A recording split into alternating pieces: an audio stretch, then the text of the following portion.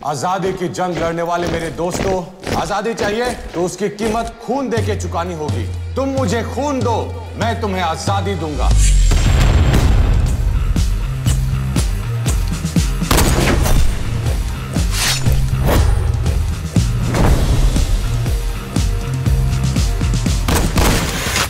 INA की बागी फौजियों पर अंग्रेज देशद्रोह का मुकदमा चलाएंगे। उन तीनों के बचने के चांसेस कम हैं।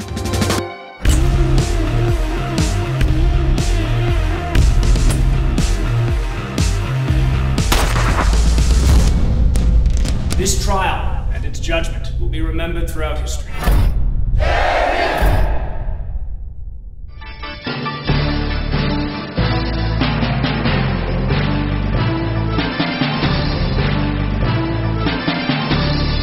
Hello and welcome to Political Theatre. India is the largest democracy in the world. The twists and turns in the world of Indian politics attract everyone's attention. There are several developments which keep on taking place simultaneously across the country, making it difficult for the people to keep a track of these and understand their impact. In the next half an hour, we'll bring to you the top political events of the week and also decode and analyze them for you. So let's begin with the big story of the week.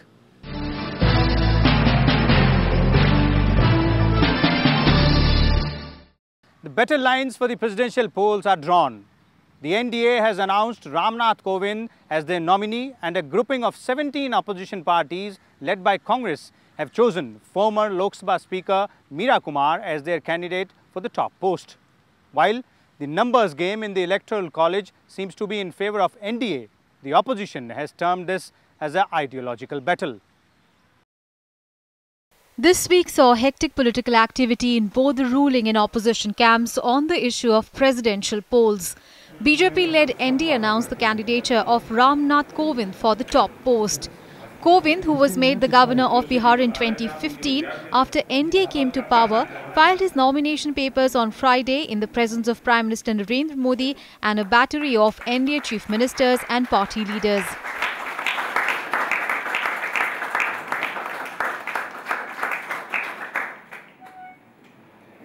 Kovind later appealed to all political parties for support in his bid for the post of President of India.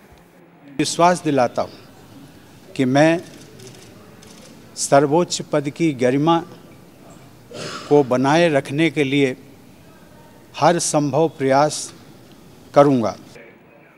A day after the announcement of Kovind's name by the NDA, a grouping of 17 parties led by the Congress chose former Lok Sabha Speaker Meera Kumar as their pick to take on Kovind. Meera Kumar termed the contest for the top post as a fight of two different ideologies. मुझे बहुत खुशी है कि सर्वसम्मति से ये महत्वपूर्ण कार्य हुआ है और ये जो चुनाव है ये वास्तव में मूल्यों की, सिद्धांतों के, आदर्शों की लड़ाई है. The announcement of candidates by both sides led to interesting political developments in the opposition camp. While a key non-NDA party JDU announced its support for Kovind, another one, BSP-backed opposition candidate Meera Kumar, after showing positive reaction towards NDA nominee. इन दोनों उम्मीदवारों की विशेषताओं की तुलना करने पर ये स्पष्ट है कि यूपीए व अन्य विपक्षी पार्टियों की उम्मीदवार श्रीमती मीरा कुमार बीजेपी व एनडीए के उम्मीदवार से ज्यादा लोकप्रिय व काबिल भी है.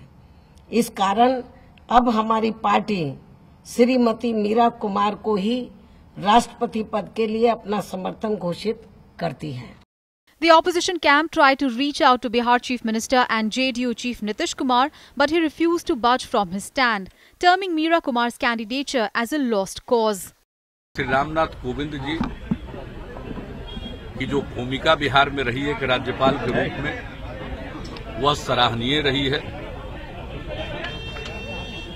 उन्होंने निष्पक्षता के साथ बिहार में काम किया. जरूर नीतीश जी से बात करेंगे और अपील करेंगे कि आप लोग इस पर पुनर्विचार करिए. ऐतिहासिक गलती तो आप लोगों से हो गई है. The mood in the NDA camp is upbeat, as in addition to NDA constituents, which comprise over 48.6% of votes in the Electoral College that will elect the new president, regional parties such as the AIA-DMK, BJD, TRS and JDU have also announced their support to Ram Nath Kovind.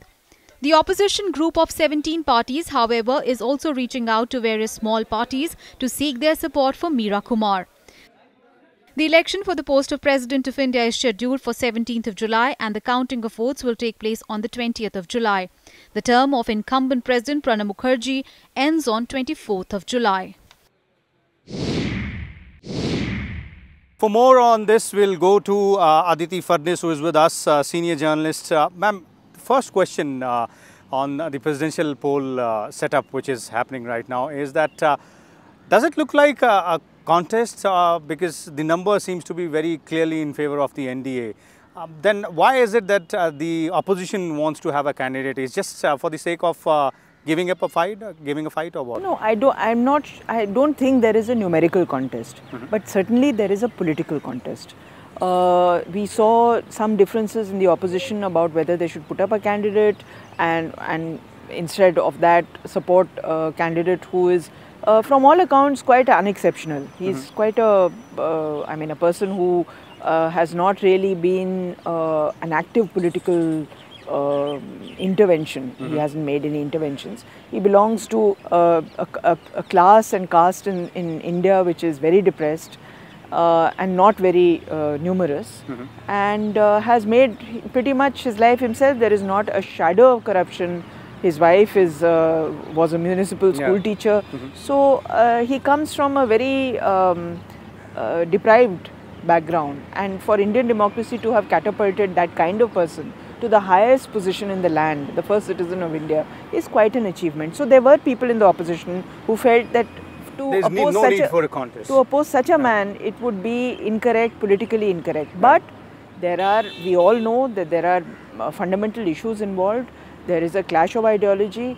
There are differences of opinion in the way that the BJP is running policy and government, and the Congress as well as the CPI-M were very vociferous and very strong that they needed to put up a candidate. And that's why the opposition's candidate Meera Kumar has also said that it's a fight of ideologies. But there are fissures in opposition camp. In fact, JDU has supported Ram Nath Kovind's candidature even before Meera Kumar's name was announced. So how do you see things going from here onwards, specifically with respect to Nitish Kumar's relations with other opposition leaders? Well, I see this election as a kind of a portent of opposition unity or the absence of it.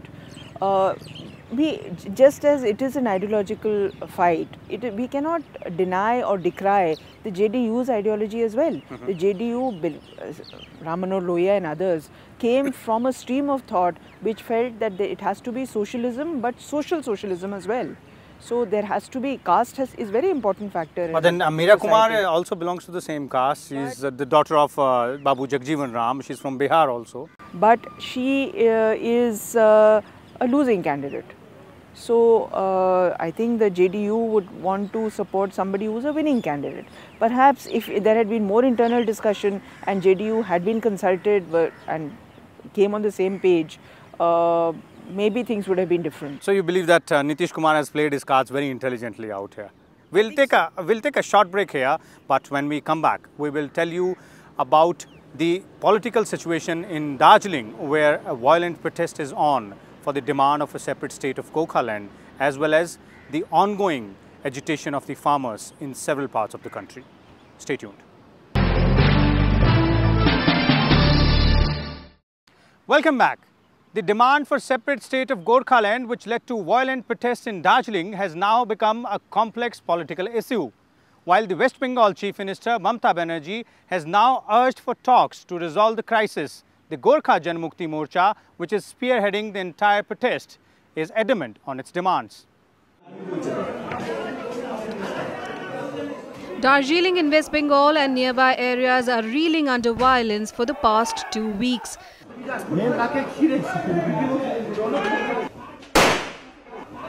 The hills have been restive since June 8 following protests over an alleged decision by the West Bengal government to impose Bengali language in schools across the state. The protests further intensified after the Gorkha Janmukti Morcha, an ally of the centre's ruling NDA, reiterated its demand for a separate Gorkhaland state. The GJM called for an indefinite shutdown of the hills after police raided premises of GJM chief Bimal Gurung and other leaders. While West Bengal Chief Minister Mamata Banerjee has said she is open to discussion to restore normalcy in the hill town, the GJM has sought the centre's intervention on the matter. আমরা সবাইকে appeal করব শান্তি maintain করার, শান্তি রক্ষা করা, গণতান্ত্রিক পদ্ধতিতে মিছিল মিটিং করা, আর গিয়ে জ্বালিয়ে দেওয়া পুড়িয়ে দেওয়া এটা তো ঠিক নয়। सबने लेटर अभी दिया है कि जीटे का औदा से सभी रेजिग्नेशन करके आज से एक साधारण सदस्य होकर अपना लड़ाई में आगे जाके जो है करना करेंगे। The struggle for a separate state for all Indian Nepalis based on ethnic and linguistic identity has been going on for more than 3 decades. In 1970, the Nepali, Lepcha and Bhutia communities for the first time formally demanded that Darjeeling become a separate administrative unit. However, the first mass Gorkhaland movement started in the 1980s under the leadership of Subhash Ghising and the National Liberation Front. Violent protests through years 1986 to 1988 resulted in the death of over 1,000 people but led to the eventual formation of the Darjeeling Gorkha Hill Council under the chairmanship of Ghising. Ghising governed the Hill Council until 2008 with part autonomy, and after that his close aide Bimal Gurung emerged as the new leader of Gorkhas with his party Gorkha Janmukti Morcha. During the 2011 State Assembly elections, GJM bagged 3 seats in Darjeeling and Bimal Gurung signed the Gorkhaland Territorial Administration Treaty with the Trinamool Congress-led West Bengal government to create an autonomous body. Despite the formation of the GTA, the demand for separate state remained alive, though no public posturing was made by the GJM for some time. The movement gained fresh momentum this month with protests led by the GJM.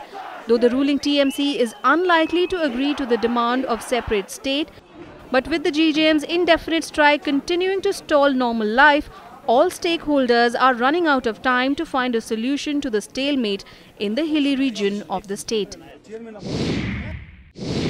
Political editor of Business Standard Aditi Fadnis is still with us. Ma'am, the entire Gorkhaland issue seems to be tied in north-south here. You know, this hilly area had peace for almost 2 decades, but it has suddenly erupted into violence. Politically speaking, if you look at the situation, it doesn't make sense for Trinamool Congress, which is the ruling party in West Bengal, to agree to the demand of a separate state. BJP, which has been traditionally in favor of smaller states, is yet to make up its mind. So how do you see a solution for this situation? Because time seems to be running out. There is a lot of stress on the civilian population in Darjeeling because of the indefinite Bandh call.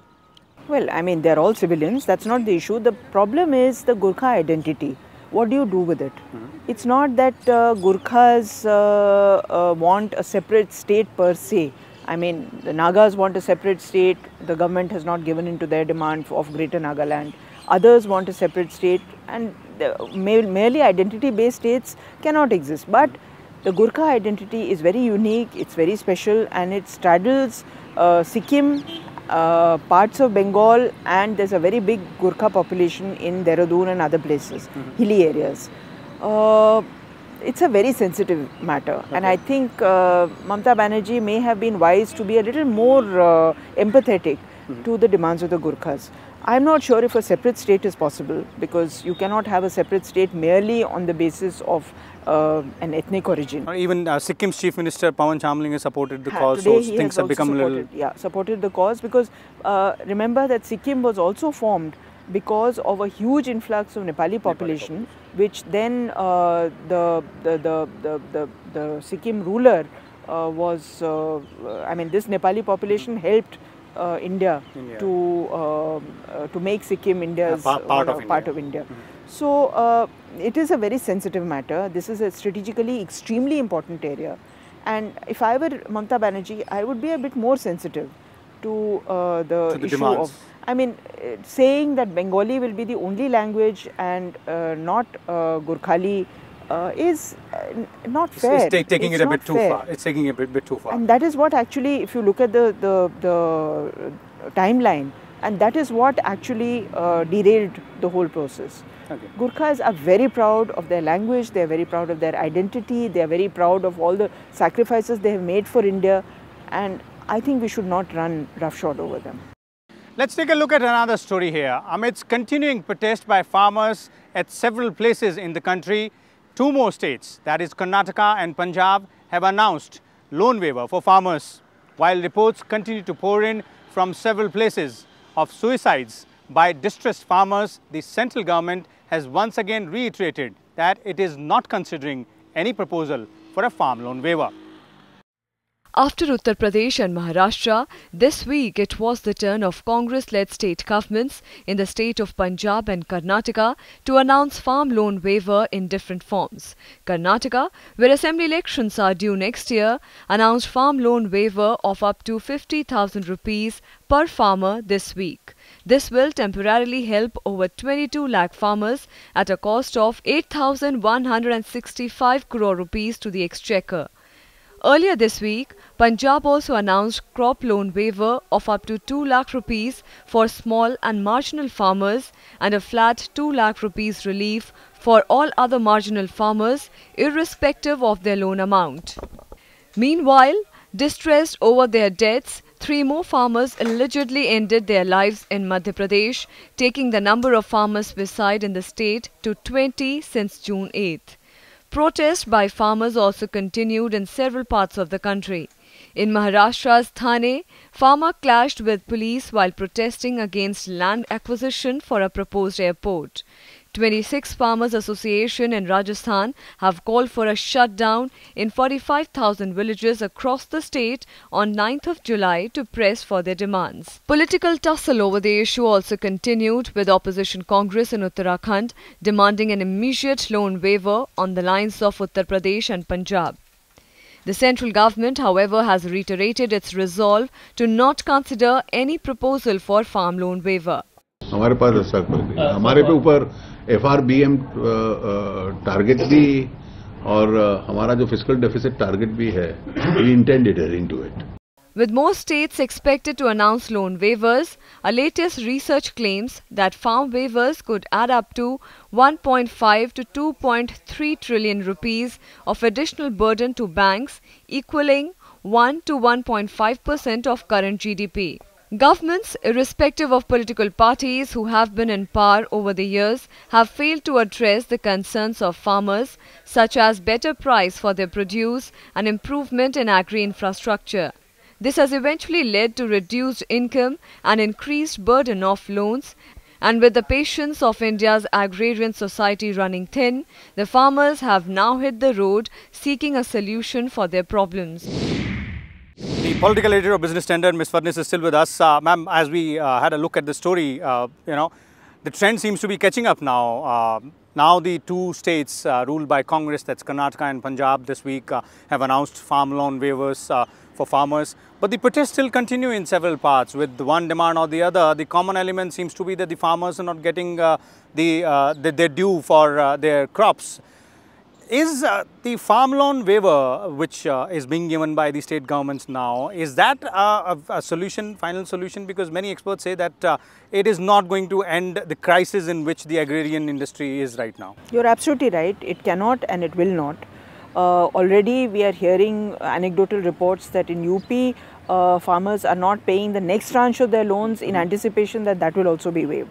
So this is extremely bad discipline, and this has been attested to not just by the RBI Governor Urjit Patel, but also by the SBI Chief Arundhati Bhattacharya. I mean, state-owned banks are very happy because they are getting their money back. But this is not a good practice of writing off loans. But then, should not central government step in, take some decision, take some policy decision out here rather than leaving it to the state governments announcing their own form of, loan waivers with respect to the length of time which is left for the assembly elections specifically? We've seen in Karnataka just 1 year to go. I think the issue is that central government has no lien, almost no lien on cooperative banks. Cooperative banks are responsible to the state governments, and the state governments can make the cooperative banks do pretty much what as they want. So far, not a single cooperative bank in most states has failed, but in the Mercantile Bank in Gujarat did fail, the Madhapura Mercantile Bank, and some other banks have also failed. I think the working of cooperative banks needs to be tightened up a little bit. They form a very important interface between the need for credit of farmers, but also they are quite tightly knit, and I'm not sure if the loans that they give reach the farmers who really need those loans. Okay. That's number one. Number two, I think we have to go beyond this loan waiver business. And I think all economists say that the idea of a loan waiver should not be a replacement for a policy of agriculture which gives, number one, remunerative prices for the commodities that you're growing, number two, less dependent on monsoon, number three, back end of processing, agri-processing. I cannot remember so many budgets I have covered, almost 40 years now. I cannot remember a single budget that did not incentivize, say, cold storage or agri-processing industry. But it is yet to take off. For some reason, it has not taken off. So even a state like Madhya Pradesh, in Madhya Pradesh, for instance, farmers are not demanding a loan waiver. As it is, Madhya Pradesh gives zero loan. I mean, there is no interest on loans. No interest. There is complete interest subsidy. Total interest subsidy. In fact, it's in the negative now. But what they are demanding is remunerative prices, because worldwide commodity prices have crashed. There is a glut. So basically, this entire vicious cycle will not come to an end until unless the farmers get the due price for their crops. That's what the situation. And that's not the only thing. You need to have a price in place. You have a policy in place for hard times.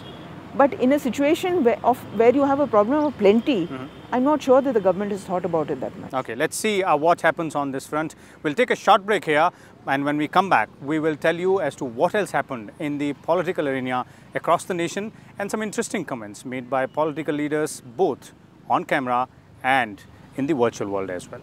Stay tuned. Welcome back. From Income Tax Department's probe against RJD chief Lalu Yadav's family to political tussle inside Tamil Nadu and Punjab Assembly on different issues. Let's take a look at what else made news in the political arena this week.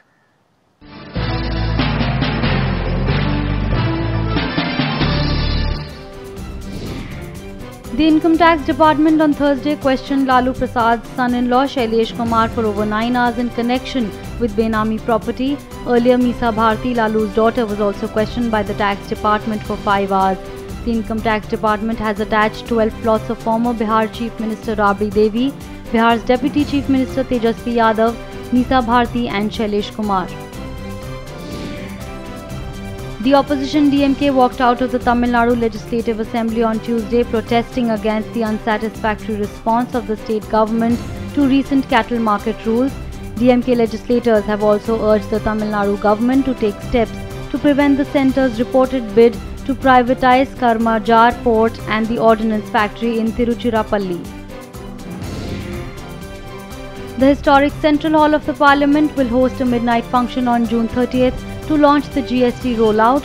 Union Cabinet in its meeting this week thanked all state governments for their support in meeting the July 1st deadline for the launch of the GST regime. The GST Council has also relaxed return filing rules for businesses for the first 2 months of the rollout of the new indirect tax regime. All Aam Aadmi Party and ally Lok Insaf Party MLAs were marshalled out of the Punjab Assembly for rushing to Speaker Rana KP Singh's podium.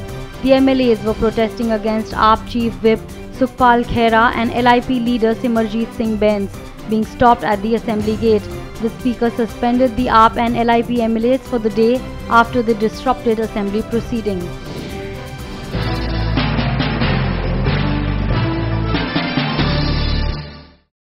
Several political situations led to interesting comments by political leaders in a bid to counter each other's claims. We have shortlisted some best ones for you in Face Off.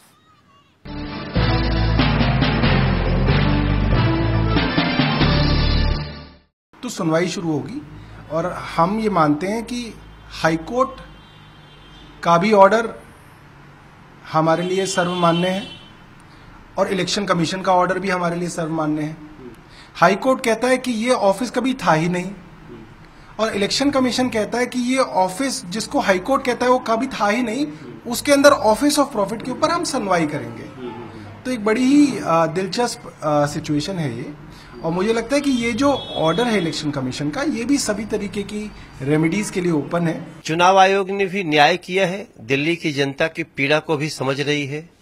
ये लोग न सिर्फ office of profit के दोषी हैं बल्कि ये लोग न जाने कितने आरोपों से घिरे हुए हैं। Political parties have got every right to contest election. That's the essence of democracy. But the reason given is not fair because they were saying he has a particular background and all. He has a commitment, he has character, he has caliber, he has capacity and he has proven his ability.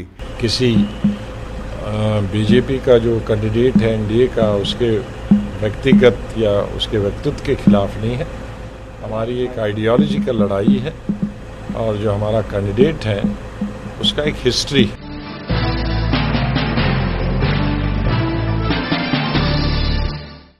Apart from television studios, protest marches and public rallies, the political leaders were also busy taking a dig at each other and making their point on social media.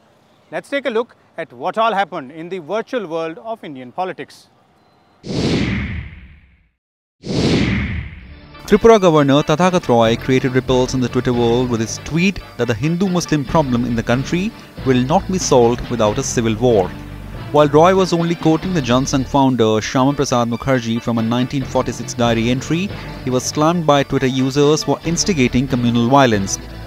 Ruling CPM in Tripura and the opposition Congress in the state demanded his resignation over the tweets. Roy later tweeted a clarification saying he was only quoting and not advocating the thoughts. Politicians took to Twitter condemning the killing of a senior police officer in Srinagar by an angry mob outside a mosque. Former Chief Minister and National Conference Working President Omar Abdullah called Pandit's death a tragedy. Congress Vice President Rahul Gandhi also slammed the PDP government over complete failure of law and order situation in the valley. So this was the summary of twists and turns in the world of Indian politics this week. We will be back again next week with some more information and analysis. Till then, we'll leave you with these interesting visuals of the week. Keep watching Rajya Sabha Television.